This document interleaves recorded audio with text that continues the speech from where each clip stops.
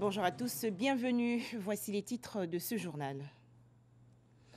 La Côte d'Ivoire, pays organisateur de la Coupe d'Afrique des Nations 2023, la Confédération africaine de football a obtenu l'accord de Abidjan.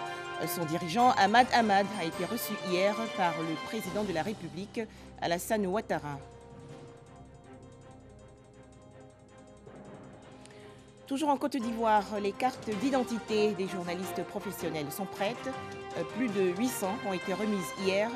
C'était lors d'une cérémonie présidée par le ministre de la Communication et des Médias, Sidi Touré.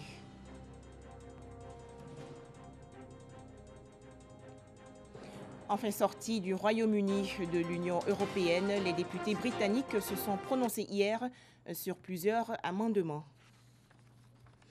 Merci de nous suivre. Tout d'abord, un conseil des ministres se tient aujourd'hui au Palais de la Présidence, réunion bien entendu présidée par le chef de l'État Alassane Ouattara. Nous reviendrons sur cette information dans nos prochains journaux. C'est désormais officiel, la Côte d'Ivoire va organiser la Coupe d'Afrique des Nations 2023. La Confédération africaine de football, je vous l'annonçais dans les titres, a obtenu hier l'approbation de Abidjan à la suite de la rencontre entre le président de la République, Alassane Ouattara, et le président de la CAF, Ahmad Ahmad. Les détails avec Jérôme Kofi Aboula. Une confirmation, c'est la Côte d'Ivoire qui va organiser la CAN 2023. Le président de la Confédération africaine de football, de passage à Abidjan, a été reçu ce mardi par le président de la République, Alassane Ouattara. Pour lui, la CAF ne peut pas œuvrer efficacement sans l'apport des chefs d'État. J'avais toujours annoncé dès le début de mon mandat que je ne pourrais jamais gérer le football africain sans la contribution de nos États, surtout de nos chefs d'État, qui ont le mandat par la population de gérer un pays. 2021, la CAN sera au Cameroun. Ils sont à 80% des réalisations aujourd'hui. Et la Côte d'Ivoire en 2023. Et en 2025, la Guinée sera le pays organisateur de la Coupe d'Afrique des Nations. Le ministre des Sports s'est félicité de la décision de la CAF. Il a indiqué que la Côte d'Ivoire, conformément à la détermination du président de la République, mettrait tout en œuvre pour faire avancer les choses. Le président nous a instruit de poursuivre l'ensemble des travaux en cours pour que les délais soient tenus. Et nous allons nous y mettre avec le comité d'organisation, le COCAN, pour que toutes les infrastructures sportives et d'hébergement soient réalisées dans les délais prévus contractuellement. Après la Côte d'Ivoire, en 2023, c'est la Guinée qui, selon le président de la Confédération africaine de football, est bien placée pour l'organisation de la CAN 2025. Le Cameroun, qui n'est pas prêt pour l'édition 2019, qui revient désormais à l'Égypte, aura la charge d'organiser la CAN 2021. Toujours en Côte d'Ivoire, des hommes d'affaires américains veulent investir dans le domaine de l'hydraulique. C'est ce qui ressort des échanges hier entre le président de la République, Alassane Ouattara, et Ronald Lauder, ancien diplomate des États-Unis et président du Congrès juif mondial. Les précisions de Jérôme Kofi Aboula. Il est le président du Congrès juif mondial. C'est à ce titre qu'il a été reçu ce mardi par le président de la République, Alassane Ouattara. Ronald Lauder dit s'intéresser à 3 domaines, à savoir l'hydraulique, l'éducation et la santé, domaines dans lesquels il entend apporter son expertise pour le développement de la Côte d'Ivoire. Nous avons parlé avec le président de 3 choses. Des projets hydrauliques pour lesquels nous avons une offre à faire et nous comptons soutenir le pays dans son programme national de développement. Et aussi, nous avons parlé des questions d'étudiants pour lesquels nous comptons appuyer la Côte d'Ivoire par l'octroi de bourses pour des compétences, pour des formations en études internationales. Et j'ai fait une offre au président dans ce sens. Aussi pour le système de santé. Nous avons vu le plateau technique ivoirien. Nous comptons apporter notre expertise aussi dans ce plateau technique ivoirien aussi. En sa qualité de président du Congrès juif mondial, c'est la première fois que Ronald Lauder vient en Côte d'Ivoire. Par ailleurs, Il a été pendant un moment ambassadeur des États-Unis en Autriche. La Corée du Sud veut également élargir sa coopération avec la Côte d'Ivoire. Les députés sud-coréens ont ainsi été reçus hier par le vice-président Daniel Kablan-Duncan. Ils ont évoqué plusieurs sujets, notamment la création d'un centre national d'oncologie et de radiothérapie et la construction d'un centre culturel et de technologie de l'information et de la communication. La commune d'Abobo, récemment en fait, à l'initiative du ministre d'État, ministre de la Défense et maire d'Abobo, le rappeur français Maître Gims est venu partager sa vision africaine du développement. Il a échangé avec les élèves du lycée municipal. L'occasion pour le ministre Ahmed Bakayoko d'annoncer la construction dans les prochains jours d'un studio d'enregistrement dans la commune. On fait le point avec Walter Amadou Ouattara. Lycée municipal d'Abobo. La présence de l'artiste musicien congolais, faiseur de rap, Maître Gims, crée une ambiance inhabituelle. J'étais très heureux de voir Maître Gims. Ce qui me plaît chez Maître Gims, c'est sa voix et puis sa prestation sur les scènes.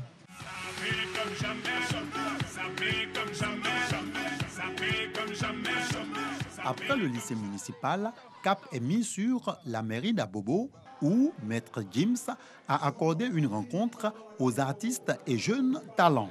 Le maire de cette commune, Ahmed Bakayoko, dit avoir invité l'artiste à Abobo afin d'inspirer la jeunesse à suivre l'exemple de réussite. Des fois, tu as du génie, tu as du talent, mais comme on dit, il n'y a pas de porte qui s'ouvre pour toi. Donc, nous, vos grands frères, notre rôle, c'est de vous ouvrir les portes. Et Maître Gims, je peux vous le dire, il ne sera pas complaisant avec vous. Parce que pour arriver où il est, ça n'a pas été facile. Ça a été un travail difficile. Et je pense que si vous le prenez en modèle, il y a des chances que vous puissiez réussir. Un concours musical sera bientôt lancé.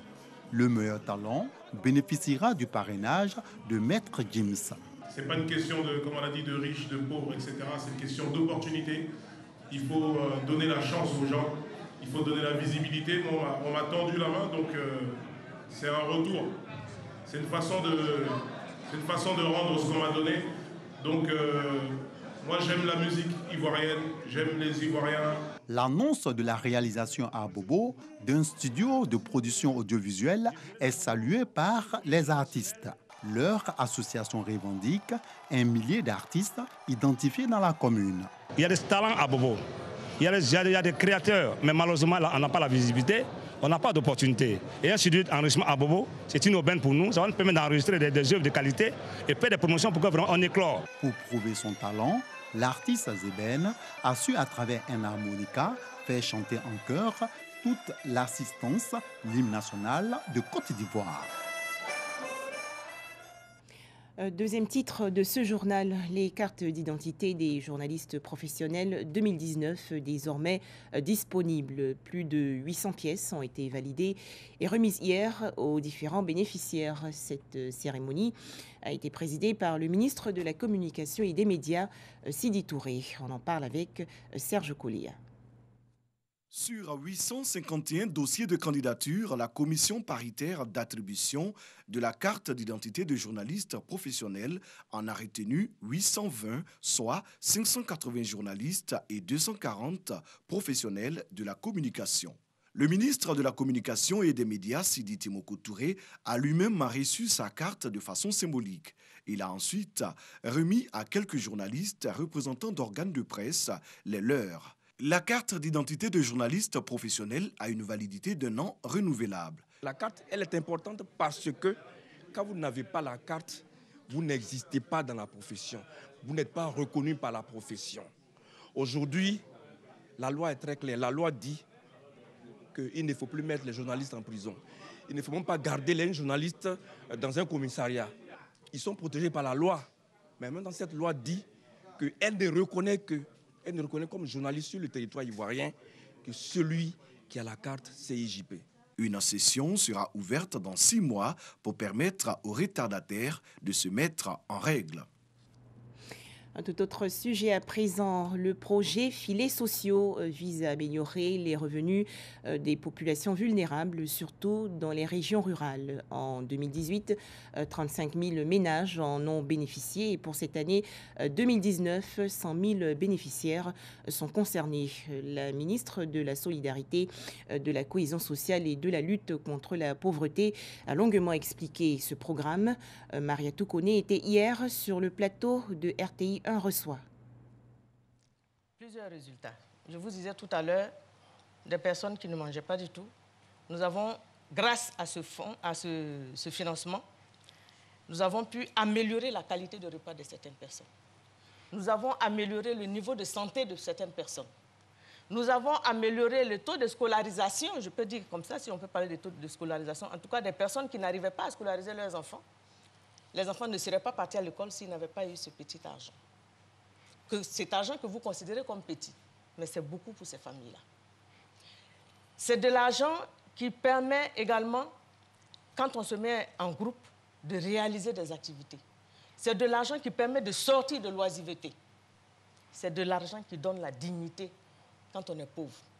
5 francs, ce n'est pas petit. Non, 5 francs, ce n'est pas petit. 12 000 francs, 5 francs, c'est pas petit. beaucoup, Madame, mais 12 000 juste... francs permet à des gens de rêver. Aujourd'hui, vous ne pouvez pas savoir le nombre de personnes qui souhaitent intégrer ce groupe. Mais ce n'est pas possible parce que les critères sont bien définis. Il faut gagner moins de 335 francs par jour. Et puis, il faut que la communauté dans laquelle vous vivez, que cette communauté-là atteste que vous n'avez vraiment rien. Parce que nous mettons vraiment beaucoup de boulot pour éviter que tout le monde, parce qu'on a attrapé des gens, par exemple des instituteurs à la retraite, qui veulent avoir gratuitement de l'argent. Ce n'est pas de l'argent gratuit. Sur la question des résultats, on va être concret, Madame le ministre. On a eu une phase expérimentale de 5 000 ménages. On est passé à 35 000 ménages en 2018. Quel est le taux de succès? Il n'y a pas très longtemps, nous étions en train de parler de succès. Le taux de succès, de ce que j'ai compris, c'est 96,1%. 96,1%. Et je crois que ça, ce n'est pas de l'autosatisfaction, mais le gouvernement de Côte d'Ivoire doit se féliciter pour ce travail-là. Partir de rien, partir de zéro, pour pouvoir réaliser ce que je viens de décrire. Pour nous, par rapport à ces familles-là, bien sûr, c'est un exploit de l'État de Côte d'Ivoire. 96,1% de taux de réussite. Des images à présent, 5 millions de francs CFA pour aider les populations affectées par les récentes pluies diluviennes en Côte d'Ivoire. C'est un don des ressortissants ivoiriens vivant aux États-Unis. Cette enveloppe a été remise au Fonds national de solidarité, structure du ministère de la Solidarité, de la Cohésion sociale et de la lutte contre la pauvreté.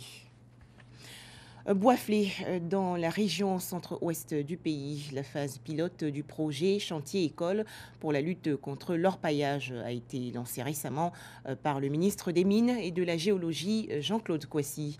Une quinzaine de jeunes bénéficient d'une formation. Les explications de Djeneba Ouattara et Kader Sogodogo de RTI Bouaké. Appauvrissement des sols, végétation saccagée, difficultés pour pratiquer l'agriculture, insécurité, prostitution et pollution de cours d'eau par l'utilisation de substances nocives. Ce sont, entre autres, quelques mots dont souffre le secteur de la mine du fait de l'orpaillage clandestin dans les zones aurifères du pays, malgré la création de brigades de répression des infractions au code minier. Pour assainir le milieu en vue d'une exploitation légale, le gouvernement a décidé de mettre en place des chantiers écoles dans le pays. Site choisi pour abriter la première phase pilote, Bozi, localité du département de Bouaflé. Le ministre Jean-Claude Kouassi a procédé au lancement officiel du projet Chantier École. Dispenser une formation initiale et qualifiante aux jeunes Ivoiriens en vue de les doter du savoir, du savoir-faire et des qualifications professionnelles nécessaires pour opérer le secteur de la petite mine, promouvoir l'entrepreneuriat et développer la culture d'entreprise. Jean-Claude Kwasi s'est ensuite rendu sur le site de Bozi pour s'assurer de la bonne tenue de la formation des 15 impétrants et du dispositif mis en place. Une formation qui durera 11 semaines et va porter sur le module de l'exploitation artisanale et semi-industrielle. Cette attestation leur est donnée pour renforcer leur dossier de demande d'autorisation d'exploitation artisanale. Mais ceux qui n'ont aucun moyen pour obtenir un site, ils peuvent travailler pour quelqu'un qui a une autorisation. Ce que nous voulons, c'est que les Ivoiriens puissent s'intéresser de plus en plus et au travers de ça, que chacun soit indépendant, autonome. Autorités locales et acteurs du secteur de la petite mine entendent apporter leur appui à la réussite du projet. Cette contribution sera accentuée sur la sensibilisation, deuxièmement l'implication à tous les niveaux des artisans miniers, que ce soit semi-industriel ou artisanal. Le ministre Jean-Claude Kwasi exhorte les jeunes à s'approprier la formation et à être des modèles. Après Boaflé, Boundiali, dans la région de la Bagoué, va abriter une autre école chantier. Ce sera dans le mois à venir. Comment se porte la filière café-cacao en Côte d'Ivoire? À noter une certaine insécurité en période de campagne dans les 13 zones de production. 516 agressions recensées. Les préjudices financiers s'élèvent à plus de 8 milliards de francs CFA. Alors pour résoudre ces problèmes, le Conseil café-cacao a pris des mesures. Le point avec Noël Niagno Sakalou. Pour la seule période d'octobre à décembre 2018, le préjudice financier des agressions subies par les différents opérateurs est estimé à 1,2 milliard. Quant au bilan humain, il est encore plus triste, avec 8 opérateurs tués. Vous avez dit un préjudice de plus d'1 milliard de francs CFA et de 8 tués sur seulement 3 mois, soit 75% de toute la campagne 2017-2018. Une cote d'alerte donc, au regard de l'évolution des cas d'agression recensés par le Conseil café-cacao de 2011 à 2018, soit 7 ans. Sur cette période, il y a eu 516 cas d'agression d'opérateurs. La moyenne par campagne indique 65 cas. Dans ces agressions, les pertes en vies humaines s'élèvent à 48 tués, correspondant à une moyenne de 6 personnes par campagne. Le préjudice financier, lui, est de 8 710 millions de francs CFA, soit une moyenne d'1 milliard 89 millions pour chaque campagne. Et pourtant, 678 millions de francs CFA ont été investis de 2012 à 2017 pour améliorer la sécurité dans la filière. Avec cet investissement, des gendarmeries, des zones de production ont été équipées en moyens de mobilité, de communication et en carburant. Malgré ces efforts du Conseil café-cacao, le taux d'agression ne fait que croître. De 10% en 2011-2012, il est passé à 37,5% sur la campagne 2017-2018. Comment réduire ce taux d'insécurité qui s'amplifie d'année en année? Les autorités du Conseil café-cacao ont convié responsables de coopératives, acheteurs, pisteurs, exportateurs, banquiers, en somme, toute la chaîne de commercialisation interne du cacao a eu une rencontre pour identifier le mal et lui donner une solution à la dimension de l'importance du cacao dans l'économie ivoirienne. Rappelons que c'est le premier produit d'exportation de la Côte d'Ivoire. Il est ressorti 2 formes d'insécurité, les unes violentes et les autres insidieuses. Au niveau de la violence, on a parlé des agressions physiques et corporelles. Et au niveau de l'insécurité astucieuse, nous avons les cas d'abus de confiance, des détournements et autres. Ces formes d'insécurité commencent depuis le bord-champ jusqu'au port, en passant par le cambriolage des magasins en zone de production et au port, les vols à main armée. En 2017, la nuit du 24 décembre, le magasin a été attaqué à Boville, dans les choses vers les 3h, 4h du matin.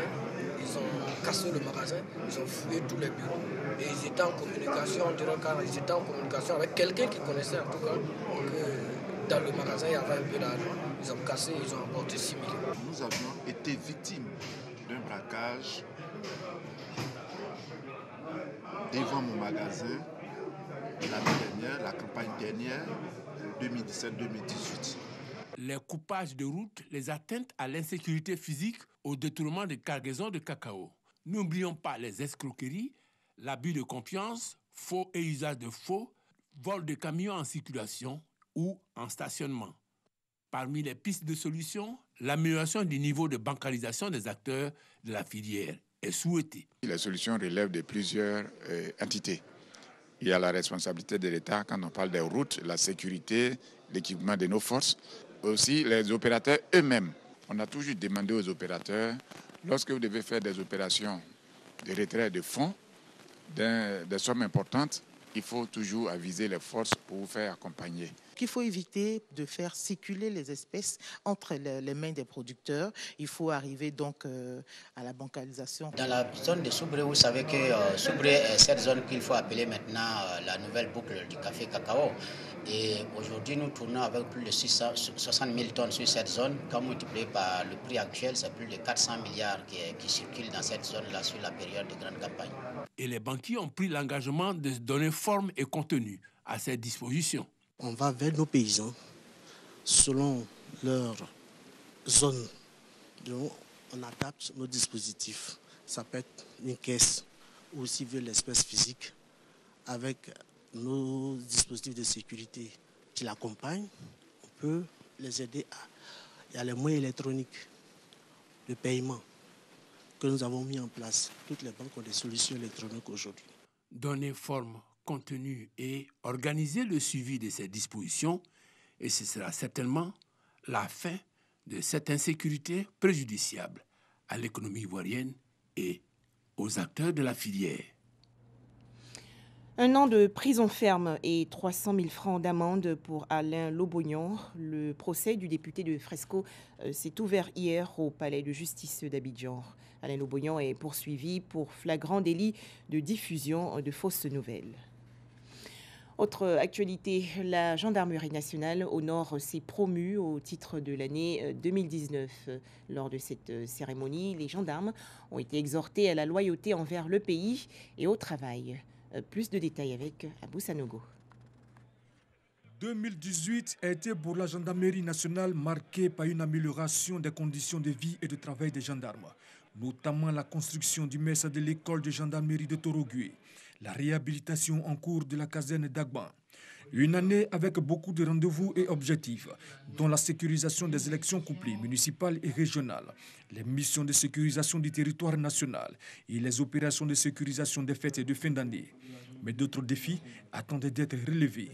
Le défi majeur qui reste à relever est la lutte contre les coupeurs de route, dont l'action néfaste sur la vie et la tranquillité des populations a considérablement plombé nos actions et quelque peu écorné notre image. Une rencontre en ce début d'année pour honorer les officiers et sous-officiers promus au grade supérieur au titre de l'année 2019. 80 gendarmes au total ont savouré leur nouveau galon, comme l'exige la tradition dans les armées, avec l'arrosage fait par le commandant supérieur de la gendarmerie nationale, le général de brigade, Alexandre Apalo-Touré, qui les a par la suite invités au travail et à la loyauté. Je compte encore sur vous pour que, ensemble, nous soyons équipe.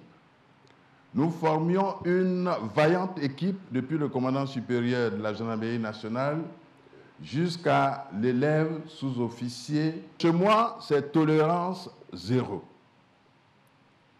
Je dis bien tolérance zéro. Quand il s'agit des gendarmes qui vont contre la loi, quand il s'agit des gendarmes qui vont contre la République. 17 gendarmes admis à faire valoir leur droit à la retraite ont été célébrés pour le travail qu'ils ont accompli pendant plus de 30 ans au service du pays. Par ailleurs, la gendarmerie nationale, reconnaissant les mérites des meilleurs de ces hommes, leur a remis des diplômes. Pour l'année 2019, la gendarmerie nationale totalise 2918 promus, dont 137 officiers et 2781 sous-officiers. La région du Gontougo privée d'électricité durant 4 jours. Cette situation est due à la connexion d'un nouveau poste électrique dans la ville de Bondoukou. À noter que ce poste va renforcer le système électrique de 2 régions, le Gontougo et le Bunkani. Le point avec Mamadou Kouassi. Assis avec un stylo en main, dans une chaleur de 35 degrés, ce cadre de l'administration traite les dossiers portant sur le développement de la région de Gontougo. Il est victime de la coupure de l'électricité enregistrée dans le district du Zanzan. Avec cette chaleur-là, il est difficile de réfléchir correctement. Les ordinateurs ne marchent pas. Nous sommes, comme vous le constatez, on est obligé de travailler par des textes manuscrits. Et maintenant, lorsqu'il y aura l'électricité, nous allons procéder à la saisie de tout ce que nous faisons, ce qui double un peu ou prolonge notre temps de travail. Comme lui, ils sont nombreux, ces agents de l'administration de Bondoukou, qui travaillent sans électricité depuis quelques jours. Il y a la chaleur et tout, mais on est obligé de faire avec parce qu'il faut assurer le service public. Parce que le sens de responsabilité nous oblige à être en poste, même s'il n'y a pas de courant, ce qu'on peut faire comme activité, bon, on le fait. Le secteur privé est également touché par cette situation. Si ça agit sur l'activité, souvent on n'a pas de courant pour charger des portables. Bon, maintenant comme ça. On n'arrive pas à travailler. Les clients viennent pour la photocopie. Bon, il n'y a pas de courant. En tout cas, ça nous fatigue. Nous travaillons axé avec le courant. Tout est basé sur le courant. Quand c'est comme ça, toute la journée, c'est comme on devient des chômeurs.